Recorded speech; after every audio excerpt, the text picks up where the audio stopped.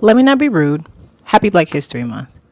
Today, I want to talk about a man that threatened the then FBI director, J. Edgar Hoover, so much that he called him, quote, a black nationalist messiah with the necessary charisma to be a real threat.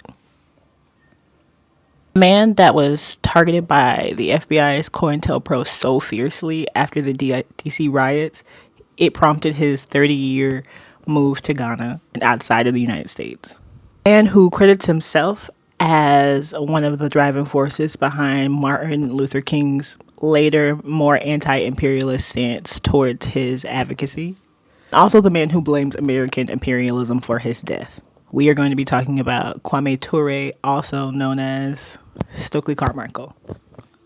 Reportedly, he was arrested between 29 and 32 times, but specifically no more than 38. Stokely Carmichael was born June 29th, 1941, and he left this plane of existence November 15th, 1998. He was born in Port of Spain, Trinidad and Tobago, and he came to the U.S. at the age of 11. He attended the Bronx High School of Science.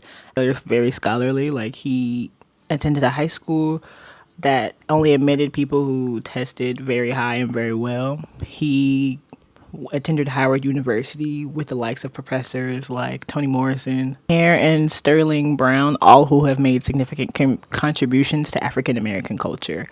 During his tenure at Howard, he kind of hit the ground running. At 19, he was a part of the Freedom Rides. He ended up getting arrested and sent to Packman Penitentiary, where he was known as a hard-nosed leader even in his youth. I want to make it very clear that the Freedom Rides were federally legal. They were just culturally not enforced. So he was arrested for getting on a bus, entering whites-only areas that had been deemed federally legal for him to do so. The quote really stuck out to me while he was in the penitentiary. Quote, the sheriff acted like he was scared of black folks, and he came up with some beautiful things.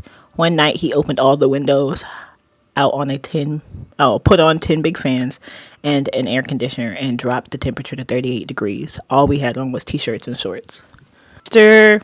Ture, as I'm going to call him because that's how he wanted to be called, graduated with a philosophy degree from Howard and a full ride scholarship to Harvard, but declined that scholarship ride to work with the SNCC, and that's where he would work with other revolutionary figures such as Fannie Lou Hamer, who is so cool, by the way.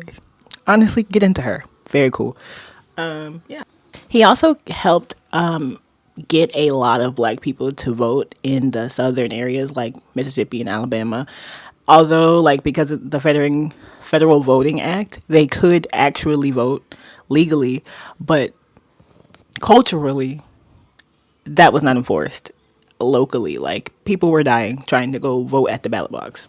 He worked with local politicians to help garner support and garner the black vote in those areas. He also was a part of the Black Panther Party, which is cool. But he disagreed with them on his policies about white people. He generally thought that white people couldn't be a help to black people until they helped themselves and fixed their issues. Ture was also known for not creating but popularizing the phrase Black Power. Cool. Although he saw the need for economic opportunities for black individuals, he was very wary of the black middle class and the middle class in general because he thought that it was just a dociling effect. He was also cool with Fidel Castro. When they met, they were hanging out for 3 days, and Castro was reported saying that it was, quote, the most educational, most interesting, and best apprenticeships of my public life. Love that. Again, black history is American history, so I implore you to find some black people in your life. Learn about them. Have a good day. See you next time.